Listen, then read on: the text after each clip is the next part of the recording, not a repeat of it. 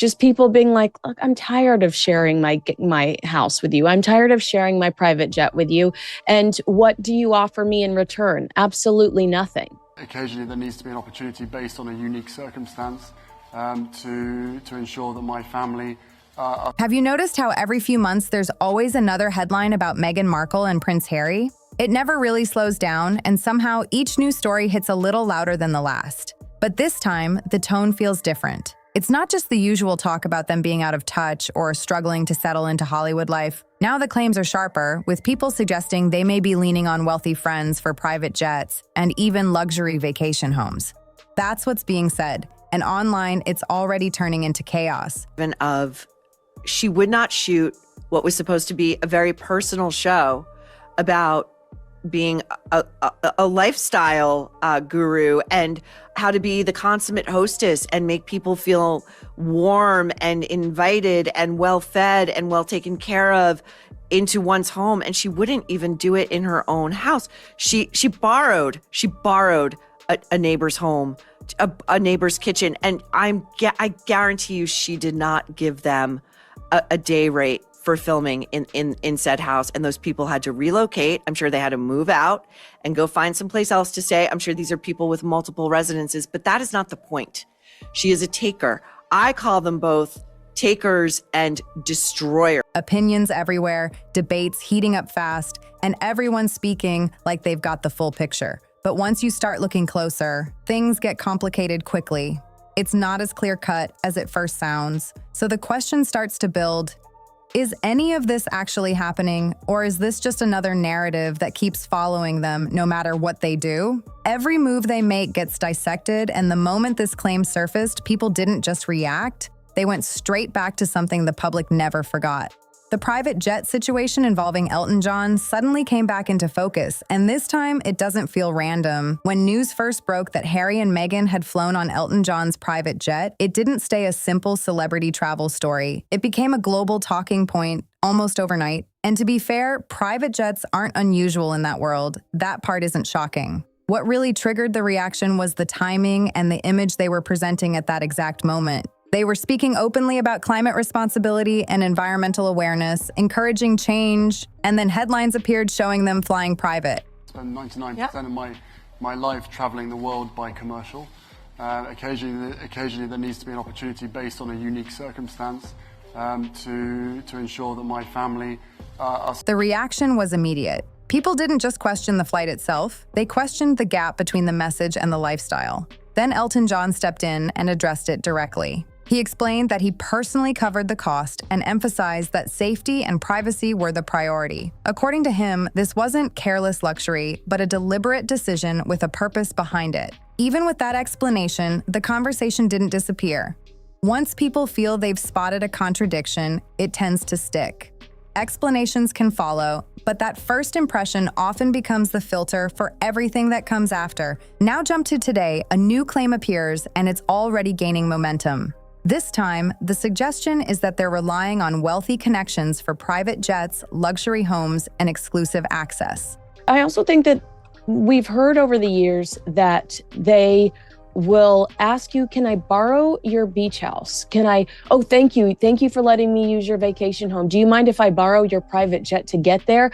I mean, they ask and relentlessly ask for more with zero shame. And almost instantly, that earlier situation is pulled back into the spotlight, but now it carries more weight. What once looked like a one-off moment with a clear explanation is now being reconsidered as something more. That shift, from an isolated incident to a possible pattern, is exactly why this story is spreading so quickly. People aren't treating it as brand new information. They're treating it as confirmation of something they already suspected. And once that mindset takes hold, the conversation accelerates. Opinions sharpen, discussions intensify, and people begin connecting dots in their own way. What makes this even more interesting is how the claim surfaced. It didn't arrive with clear proof or detailed evidence. Instead, it came with a certain tone. A suggestion that this is simply how things work behind closed doors. Seems even Californians have caught up on how unbearable Meghan Markle and Prince Harry are. A new report has revealed the couple's neighbours in Montecito have had enough. One source told Page Six they are avoiding them. No one wants to be seen with them. It's just a growing awareness that they're takers with zero self-awareness. Everyone is exhausted by them. The idea being implied is that in powerful circles, access and luxury often go hand in hand. Whether that's accurate or not, it spreads easily because it fits an image people already recognize. And once that idea settles in, the narrative starts to build on its own. People begin linking moments that were never officially connected: the private jet situation, the luxury image, the influential friendships. Gradually, it starts to look like one complete story, even if those pieces don't actually come from the same place. Then there's the timing, which adds another layer of pressure. This isn't happening during a quiet period. It's unfolding just as Meghan begins stepping back into the spotlight in a very controlled way.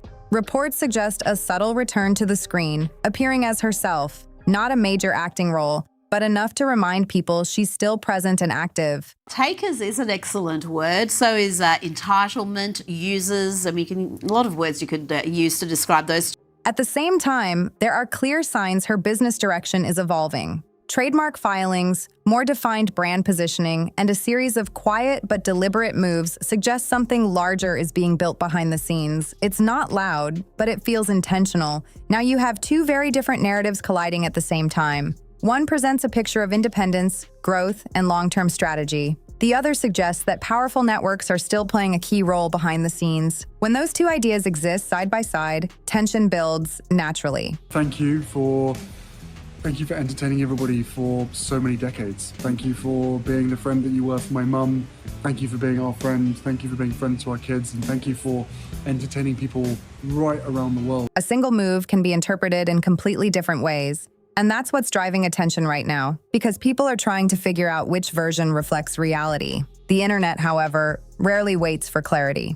It reacts first and asks questions later, and right now, that reaction is hard to ignore. Every detail is being analyzed, past moments are being revisited, and everything is viewed through a new lens.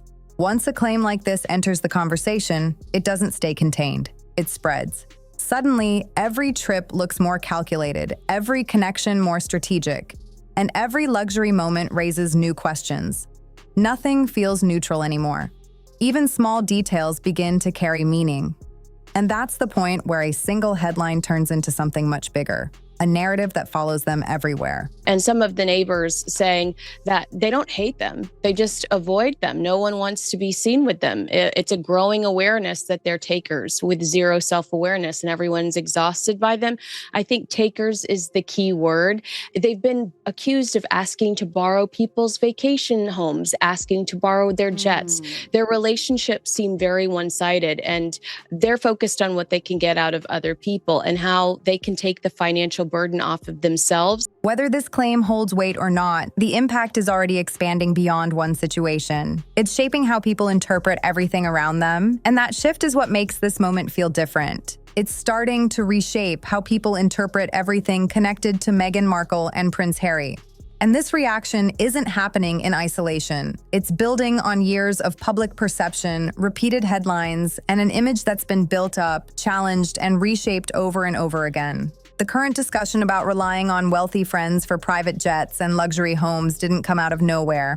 It landed in a space where people are already quick to connect dots. When a story feels familiar, it doesn't always need hard proof to gain attention. It just needs to sound believable enough to match what people think they already understand. And right now, that sense of familiarity is doing most of the work. It's what keeps the conversation active and spreading across platforms. I mean, you would think there are really smart people living in Montecito. They have a lot of money. They would have picked up on this from day one, but it's been apparently a growing awareness. The quote continues that they're takers with a zero self-awareness. Everyone is exhausted by them. Another source, they are avoiding them. Neighbors of the two of them, no one wants to be seen with. To understand why this narrative is hitting so strongly, you have to look at one theme that has followed them for years: the environmental conversation. Long before this latest claim appeared, there were already questions about how their public messaging aligns with their lifestyle, especially when it comes to travel and private aviation. Prince Harry has spoken multiple times about environmental responsibility, climate awareness, and the need for global action. Those statements didn't disappear. They stayed in public memory, ready to resurface the moment a story like this appears again. These weren't one-off remarks. They were repeated across interviews, speeches, and public appearances, forming a consistent message about global awareness and responsibility. Through that association, Meghan became part of that same image. Together, they were seen as a modern couple connected to larger global issues and forward-looking values. But that image has always carried a level of tension. The moment private jet travel enters the conversation, people notice the contrast. It took them so long. This was clear to most of us a while back. Yeah, I don't know where are these kids going to land. They got nowhere to go. They started in Vancouver and then people found out where we were living. We had to leave. Then they were in the UK. They got kicked out of there. They had to move another place in UK. Now in Montecito, it's like they're turning into weird modern day gypsies. One of the key moments shaping that perception goes back to their connection with Elton John. When it became public that they had used his private jet, it didn't stay a minor detail. It quickly turned into a global discussion. Private jets themselves weren't the issue. That's not unusual at that level. What drew attention was the timing and the messaging surrounding it. They were publicly promoting environmental responsibility while headlines highlighted high-emission travel. That contrast became the focal point and triggered strong reactions. Elton John addressed the situation directly. He explained that he personally covered the cost and emphasized that safety played a central role in the decision. That added important context and gave the situation more clarity. Still, the conversation didn't fully fade. Instead, that moment settled into public memory. And once something reaches that point, it tends to stay there. It becomes a reference people return to whenever a similar topic appears. That's exactly what's happening now. As new claims about borrowing private jets and staying in luxury homes circulate, many people aren't treating them as separate situations. They're interpreting them through what they already remember: the Elton John connection, the environmental messaging, and the broader discussion about lifestyle versus public positioning. That's why the reaction feels so strong. It's not just about this specific claim. It's about how closely it fits into a narrative that already exists.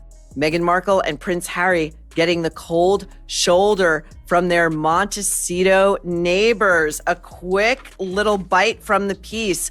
A source tells Page 6 that Meghan Markle and Prince Harry's Montecito, California neighbors are over it.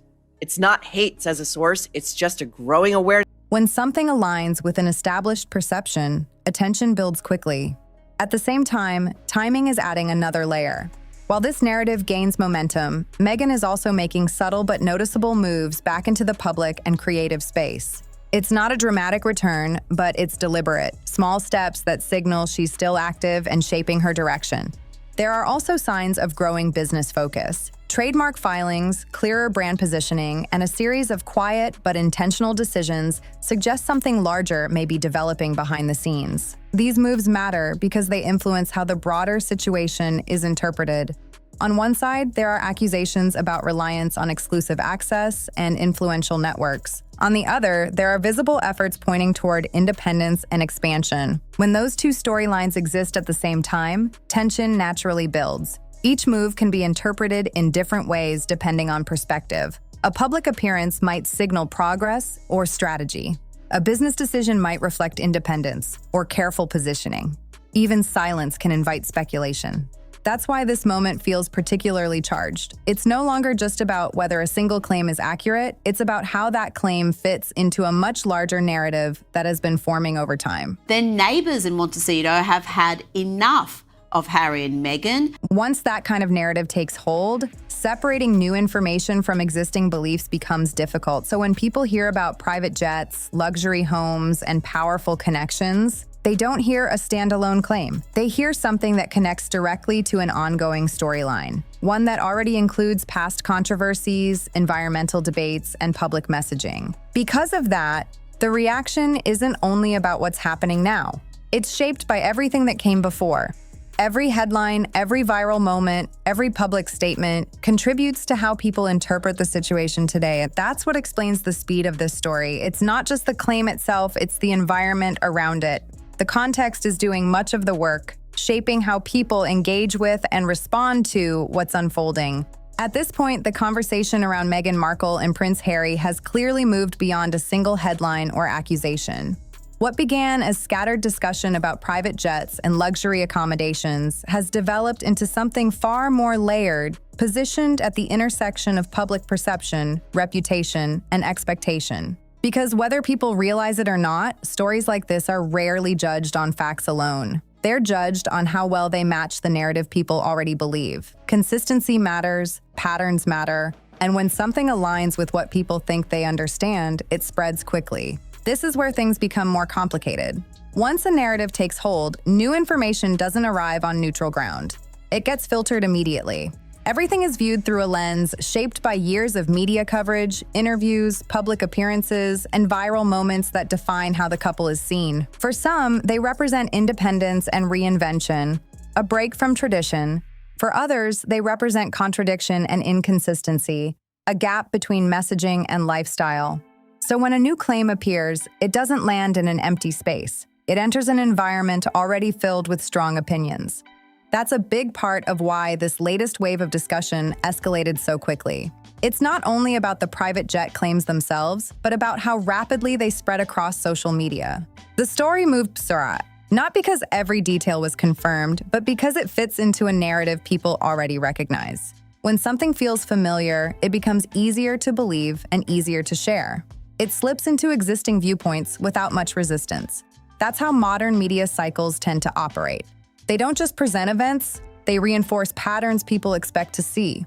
What makes this moment stand out is how strongly it connects back to earlier tension that never fully disappeared. The Elton John connection continues to resurface whenever private aviation is mentioned in relation to Harry and Meghan. Even though that situation was explained at the time and Elton John clarified the context, the moment gradually became something more symbolic. It stopped being only about a single trip and started representing a broader discussion about environmental messaging and lifestyle choices. And once something becomes symbolic, it tends to last longer than the explanation itself. It gets reused, reshaped, and brought back whenever a similar situation appears again. That's why the current claims are having such a strong impact. They're not being viewed as isolated incidents, but as part of a larger pattern that already feels familiar to many people. Instead of standing alone, these claims are being layered onto an existing framework, one that includes environmental debates, public expectations, and previous criticism. Within that framework, consistency becomes a key factor. When actions appear aligned with messaging, it strengthens credibility. But when there's a perceived disconnect, doubt begins to form. And once doubt enters the conversation, it rarely disappears completely. It tends to resurface whenever a new story seems to connect back to it. That cycle keeps the discussion going. Even when new details emerge later, the earlier impression often remains more influential. A large part of that comes down to how media works. Headlines are designed to capture attention quickly, not necessarily to deliver full context right away. Because of that, first impressions tend to carry more weight than later clarifications. By the time additional context is introduced, the central idea has already spread widely. In this case, the suggestion that Harry and Meghan may rely on wealthy networks for private jets and luxury homes is the kind of headline that travels fast. It's direct, easy to understand, and immediately provocative. And in a fast-moving information environment, simple narratives often move faster than complex ones. But behind that simplicity, reality is usually more layered. Public figures often operate in spaces where access, invitations, and collaborations are part of everyday life. Travel arrangements and accommodations are frequently tied to wider social and professional networks. At the same time, those situations can be interpreted in very different ways. One person may see standard industry dynamics, while another may see confirmation of a larger pattern. That difference in interpretation is where much of the ongoing debate continues to grow. Meanwhile, Meghan's continued presence in media and brand-related spaces adds another layer to the conversation. Each appearance, project, and carefully timed move influences how people interpret her direction. Some see these steps as evidence of independence and long-term positioning beyond royal ties. Others view them more critically, analyzing each move for consistency with past messaging. As long as those perspectives exist side by side, no single update is likely to settle the discussion. Instead, each new development becomes part of the debate. What's clear is that this story isn't static. It continues to evolve as new reactions, opinions, and interpretations are added over time. making the overall narrative more complex. In many ways, the response to these claims reveals as much about the audience as it does about Harry and Meghan. Public perception doesn't form in isolation. It develops collectively, shaped by past coverage, media framing, and personal viewpoints. Once a narrative reaches a certain level of familiarity, it can begin to sustain itself. People start to expect it, look for it, and sometimes reinforce it without fully realizing it. Patterns become easier to recognize, even when the full picture is still developing. And that's what makes situations like this difficult to fully untangle. Looking at the broader perspective, this goes beyond whether a single claim is confirmed or dismissed. It reflects how narratives are built over time, how momentum develops, and how one moment can influence the next. Headlines trigger memories of previous headlines. Separate events begin to feel connected. Gradually, they form a larger storyline that continues to evolve. Right now, that storyline is still unfolding. It's not linear, and it doesn't lead to a simple conclusion. Instead, it moves through cycles, new claims, new reactions, shifting interpretations. Whether that leads to clarity or continued debate remains uncertain. But as long as public attention stays focused, the story will keep evolving. Each new headline becomes part of the same ongoing conversation, one that started long before this moment and will likely continue long after the spotlight shifts again. If you have thoughts on this, share them in the comments. It's a conversation that clearly isn't slowing down.